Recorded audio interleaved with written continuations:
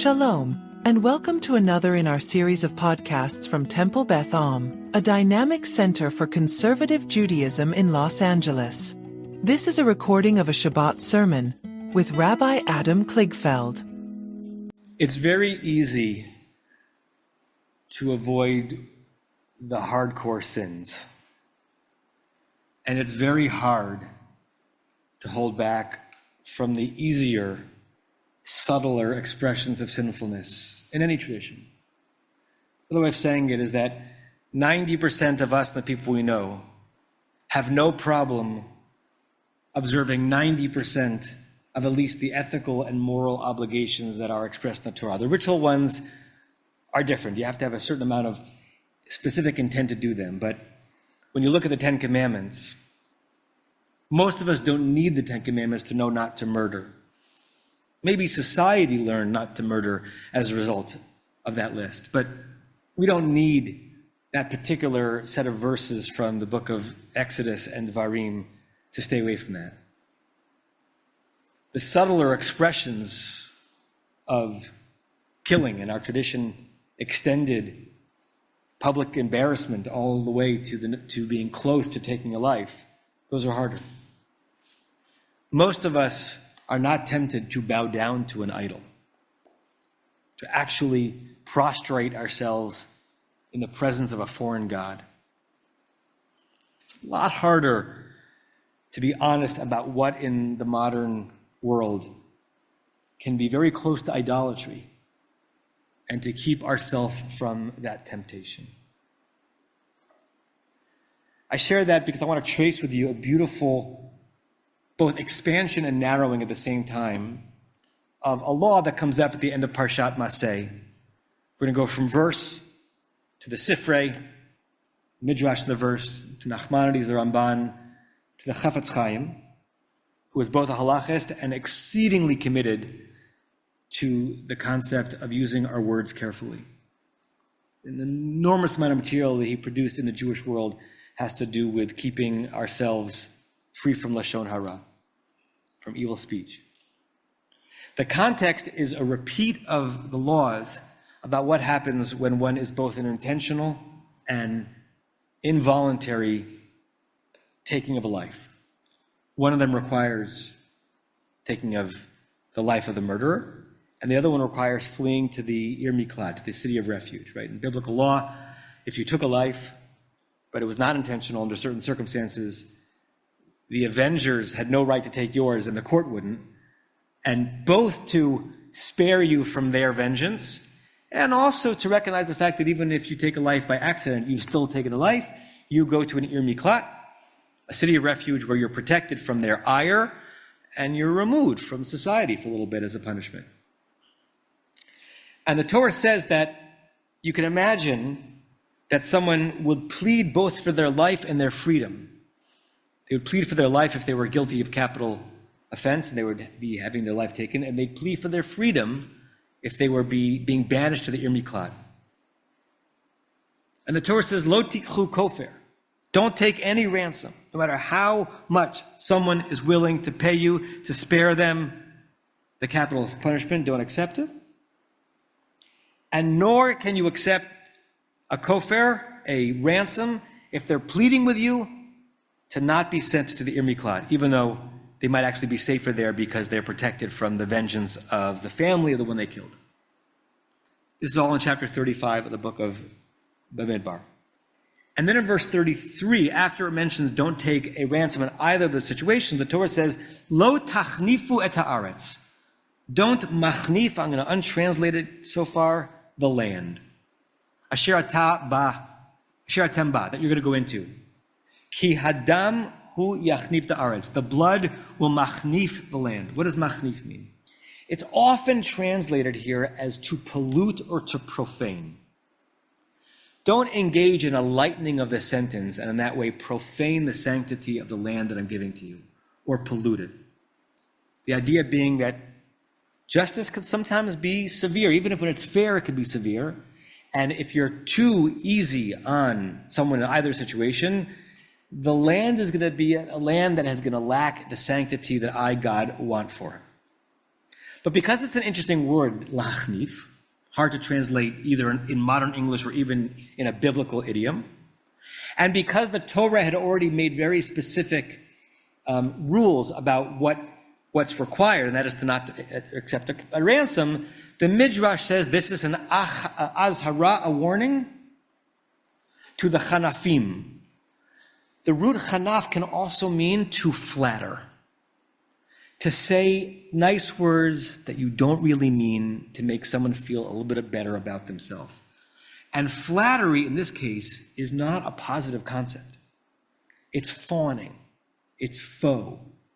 It is creating a fake intimacy between you and someone, and it might not be earned praise.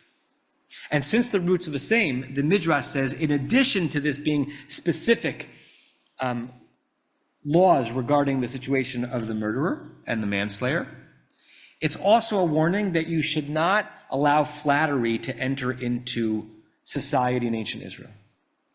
The Ramban expands that and tries to make a connection between flattery and the situation at hand. And he says that on some level, by accepting the bribe, the ransom of the person who's trying to get out of a worse punishment, you're essentially flattering them. You're essentially saying you're not as bad as everyone thinks you are. What you did was not as awful as what everyone thinks.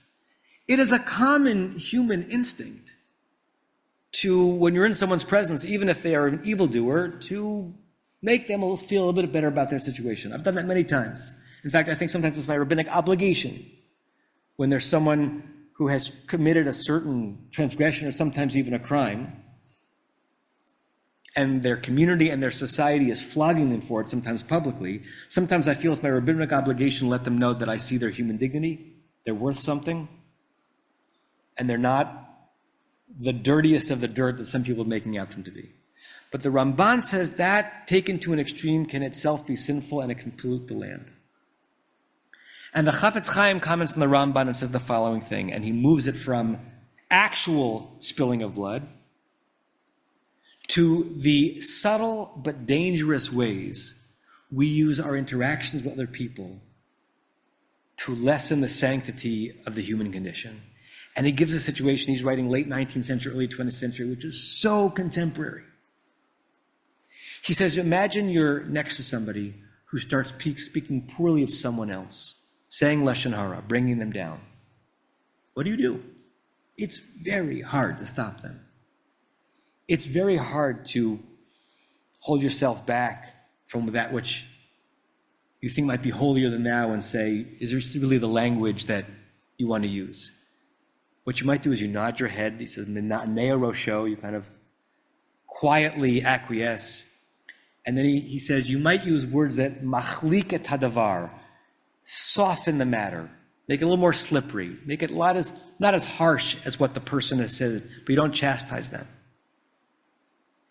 And you might even add your own words to let that person know that you're not against them. Why are you doing it? Because you want that person to like you. You want that person to think highly of you. And even though they're involved in an actual transgression of Lashon Hara, to not have the fortitude to stop it, to be subtly acquiescing and adding to it, even if you're lessening the intensity of what he says, that's chanafa. That's flattery. And that is the type of flattery that the Torah is prohibiting in this verse. Torah here is not just prohibiting the ransom, because otherwise it wouldn't have had to repeat itself. The Torah is prohibiting that sort of easy, subtle expansion of no good because you didn't have the institutional fortitude to stand up. I've done it many times, and I never feel good about it afterwards. There are people in our community who either use words or speak about certain people and certain types of people that I find to be distasteful, either because they're bordering on misogynistic, or they're bordering on racist, or they're bordering on something that I can't countenance. Boy, is it hard in the moment to wag the finger. Boy, is it hard to threaten my relationship with that person, to be overly judgmental. And I know there have been moments where I have either given a sardonic sigh or maybe raised an eyebrow or subtly tried to soften what they said. And the Chafetz Chaim is calling me out for sinful behavior, for chanafa, for yielding to flattery, when what holy speech and holy behavior is asking for is something much higher and much harder than this. It's easy to get 90% of the way to the observance of the mitzvot. The last 10% is the reason why we study and pray and learn and stretch and recognize where we fail and commit again to try to succeed. Every failure should not make us flagellate ourselves to think that we're no good, but rather a reminder of how much work we have to do to get to a place where all of our speech and all of our behavior will make this land and any land that we find ourselves in to be truly Admat Kodesh, a land of holiness. That's our challenge on Shabbat. That's our challenge every day. Watch what you say. Watch how you listen to what others say. Avoid the flattery that pollutes society, and try to build holiness all around you. You've been listening to another in our series of podcasts from Temple Beth Am, a dynamic center for conservative Judaism in Los Angeles. If you enjoy these podcasts, we invite you to write a review on the Apple Podcast website or wherever you get your podcasts. For more information on Temple Beth Am, Los Angeles, please visit www.tbala.org.